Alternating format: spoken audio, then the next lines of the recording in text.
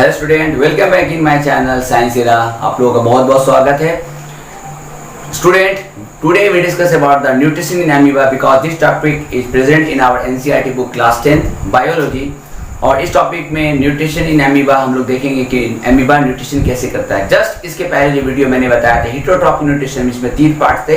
पहला part saprophytic, second part parasitic, third part holozoic nutrition. तो holozoic nutrition में because वहां पे हम लोग पढ़े थे कार्निवोरस, ओमनिवोरस, हर्बीवोरस और स्कैवेंजर्स के बारे में। Now in this topic we discuss only in the holozoic nutrition. Clear है? होलोजोइक न्यूट्रिशन मींस अमीबा हो या फिर ह्यूमन बीइंग हो, क्योंकि दोनों टॉपिक हम लोग में दिया हुआ है। तो इस टॉपिक में मींस इस वीडियो में हम लोग होलोजोइक न्यूट्रिशन इन अमीबा देखेंगे। तो first of all we discuss about the what is holozoic nutrition.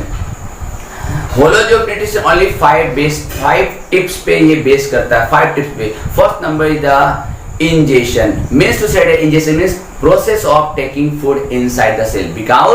Because inside the cell क्यों बोला मैंने? क्योंकि हम लोग टॉपिक किसकी बात कर रहे हैं? एमीबा की बात कर रहे हैं। तो इंजेशन मींस क्या होता है? वो बॉडी को डायरेक्टली सेल पे ले। जैसे मान लीजिए अगर हम लोग खाना खाते हैं, जिसको हम लोग न्यूट्रिशन बोलते हैं ना, तो we have to take in the food inside the body, that's known the ingestion. तो यहाँ पे बात समझ में आ गया? बात इंजेशन मींस फूड को बॉडी के अंदर लेना। Point number 1। पॉइंट नंबर 2, जब बॉडी के अंदर चला जाएगा माय डियर स्टूडेंट, तो क्या होगा? वो होगा digestion. Means the enzyme that is present inside the cell of amoeba, inside the body of the amoeba, and then all the enzyme enter inside the means food vacuole and then digested the food. Point number 3, आपको पता ही होगा जब कोई भी चीज digestion हो जाते हैं तो क्या होते हैं? एब्जॉर्प्शन होते हैं। वो बॉडी में एब्जॉर्प्शन होते हैं। पॉइंट नंबर 3 हो गया absorption. Means digested food is really absorb inside the body of the amoeba या inside the body of the organism. And point number 3 holozoic का क्या है भाई? assimilation means digested food goes to every single cells or every parts of the body for their energy, for their growth. means to say that कि हम लोग खाना या हम लोग भोजन क्यों खाते हैं या कोई भी एनिमल भोजन क्यों खाता? भोजन खाने का मेन मकसद ये है कि लिविंग होना, और लिविंग होने के लिए एनर्जी चाहिए और उसे ग्रोथ चाहिए, क्योंकि ये दोनों चीज होना जरूरी है किसी भी लिविंग ऑर्गेनिज्म में। एंड लास्ट टॉपिक, जब ये एसिमिलेशन हो गया, डाइजेशन हो गया, एब्जॉर्प्शन हो गया, इंजेक्शन हो गया, तो कुछ तो ऐसे होंगे जो डाइजेशन नहीं होंगे। मींस टू से दैट कुछ भी आप खाओगे ना, कुछ भी आप खाओगे तो सब का सब डाइजेशन नहीं होगा। कुछ ना कुछ ऐसी चीजें होंगी जो डाइजेस्ट नहीं हो पाएंगे। उसको क्या बोलते हैं? Undigested food. याद रहेगा ना? Undigested food. And this undigested food comes out from the body is known as egestion. Just before this video, इस वीडियो के जस्ट पहले में मैंने आपको ingestion and means spelling EGSTION, ingestion और एक्सक्रीशन में डिफरेंस मैंने बताया था। जस्ट आई रिकैप बैक करता हूं मैं। इंजेशन मींस होता है undigested food comes out from the body, और एक्सक्रीशन क्या बोलेंगे? मींस अगर कोई बंदा ये बोलता है कि स्टूल का बॉडी से निकलना, या फिर बोल सकते हैं हम लोग उसको फीसेस का बॉडी से निकलना, या बोल सकते हैं कि लैट्रिन बॉडी से निकलना, मींस थ्रू द एनस, वो एक्सक्रीशन है। No no no no no, वो एक्सक्रीशन नहीं है, उसे एजेशन बोलेंगे, क्योंकि वहां पे फूड डाइजेस्ट हुआ या डाइजेस्ट नहीं हुआ। जो डाइजेस्ट नहीं हुआ वो बॉडी से बाहर निकलेगा। बात समझ में आ रहा बात ना? जो डाइजेस्टेड फूड नहीं होगा वो बॉडी के अंदर एब्जॉर्ब हो जाएंगे, जो डाइजेस्टेड फूड नहीं है वो बॉडी से बाहर आ जाएंगे। पॉइंट तो क्लियर हो गया बात ना आप लोगों को? और एक्सक्रीशन क्या है सर? तो एक्सक्रीशन की बात कर लेते हैं। एक्सक्रीशन मींस होता है toxic substance, poisonous substance, waste substance, जो फूड डाइजेशन होने के बाद सेल के अंदर जो गया वो सब टॉक्सिक में कन्वर्ट हो जाता है ना, तो वो सारे टॉक्सिक सब्सटेंस को बॉडी से बाहर निकलने के प्रोसेस को एक्सक्रीशन कहते हैं। जो हम लोग एक्सक्रीशन टॉपिक किडनी के बारे में हम लोग बात करेंगे, जो आगे हम लोग देखेंगे। क्लियर हो गया पॉइंट? अब आ जाते हैं एमीबा ये फूड को, ये पांचों प्रोसेस को करता है कैसे। First point number first, amoeba is a unicellular organism. First second number point है कि when amoeba goes to anywhere it detect the movement of the other object, that means food. वो फूड लिक्विड भी हो सकता है, वो food solid भी हो सकता है, ठीक है ना। अब यहाँ पे एमीबा फेगोसाइटोसिस प्रोसेस के थ्रू क्या करेगा? अपने सीडोपोडिया को क्या करेगा? एक्सटेंड करेगा, मीन्स बढ़ाएगा, क्योंकि उसने क्या कर लिया? उसने महसूस कर लिया कि उसके अगल बगल कोई ना कोई फूड है, तो उसने सीडोपोडिया को बढ़ाया and then capture it by the process of ingestion. Point note करना, by the process of ingestion. और जैसे ही वो इंजेस्ट करके बॉडी के अंदर लिया, तो वो जो एमीबा के अंदर जो बनेगा ना, that's name is the food vacuole. Means to से उसके अंदर क्या होंगे, फूड होंगे। मींस या तो वो ऑर्गेनिज्म हो सकते हैं, जस्ट लाइक पैरामीशियम की बात कर सकते हैं, या यूग्लिना की बात कर सकते हैं, या फिर कोई और मैक्रोस्कोपिक ऑर्गेनिज्म की बात कर सकते हैं, प्लस वाटर। पॉइंट समझ में आ गया बात ना। अब ये फूड वैक्यूल के अंदर मीन्स, क्योंकि हम लोग यूनिसेलुलर की बात कर रहे हैं ना, तो उस यूनिसेलुलर ऑर्गेनिज्म के अंदर जो साइटोप्लाज्म है उसके अंदर बहुत सारे डाइजेस्टिव एंजाइम है। तो उस फूड वैक्यूल के अंदर क्या होंगे, साइड से चारों तरफ से क्या हो जाएंगे, उसके अंदर एंटर करेंगे। क्यों?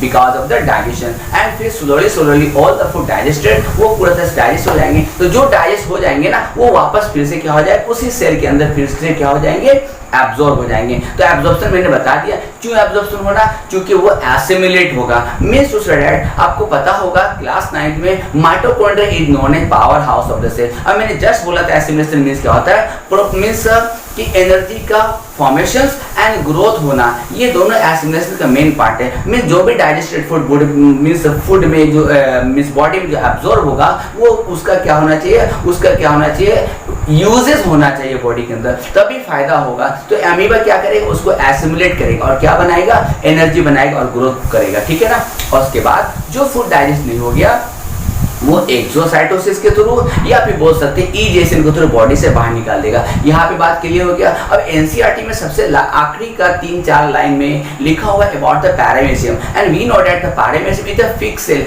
Amoeba every time changes their shape. कभी सीडोपोडिया इधर से निकाल देगा, कभी लेफ्ट से, कभी राइट से, कभी अप से, कभी डाउन से, कहीं से भी सीडोपोडिया निकाल सकता है, क्योंकि उसका बॉडी फिक्स नहीं होता है, वो every time it changes their shape. लेकिन पैरामीशियम फिक्स होता है because it has the cilia throughout body, पूरे बॉडी में सीलिया प्रेजेंट होते हैं। पॉइंट नंबर 2 की बात कर लेता हूं मैं। जब पूरा बॉडी फिक्स होगा, इसका मतलब वो किसी एक जगह से फूड को लेगा और किसी एक जगह से फूड को रिलीज करेगा। तो पैरामीशियम की बात कर सकते हैं ना, that's a special spot from which the paramecium has been taken the food inside the body, और उसको किसी एक्स्ट्रा बुक में क्या कहा गया, माउथ कहा गया, या फिर उसे हम लोग बोल सकते हैं साइटोस्टोम। याद रखना, साइटोस्टोम,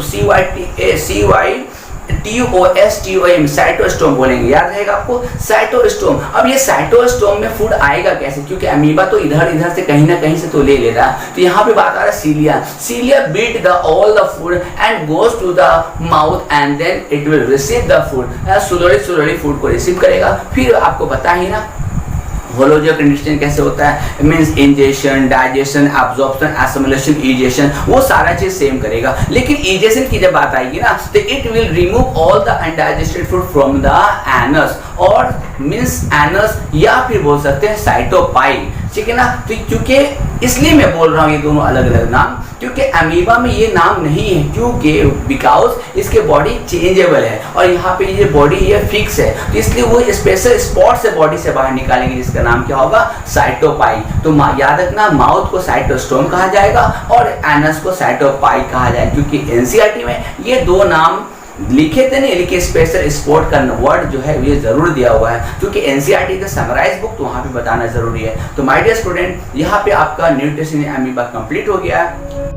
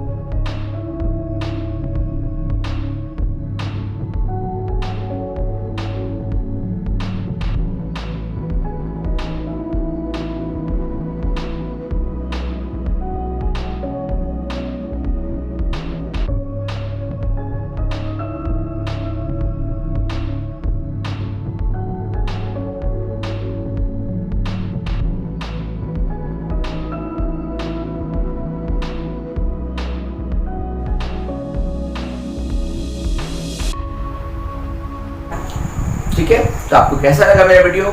मिलते हैं हम लोग अगले वीडियो में, जो बहुत बहुत बहुत ज़्यादा इंटरेस्टिंग टॉपिक में आने जा रहा है, जिसका नाम है न्यूट्रिशन इन ह्यूमन बीइंग। मैं उसमें बात करूंगा कि हम लोग खाना कैसे कैसे खाते हैं, उसके अंदर कौन कौन सा ऑर्गन प्रेजेंट है और कौन कौन से ग्लैंड कहाँ कहाँ पे डाइजेस्ट करते हैं, खाना कहाँ पे एब्जॉर्प्शन होता है, वाटर कहाँ पे एब्जॉर्प्शन होता है, कौन सा फूड किस जगह पे कितना देर तक रहता है और कैसे कैसे डाइजेशन होता है। तो हम लोग मिलते हैं अगले वीडियो में, तब तक के लिए गुड बाय।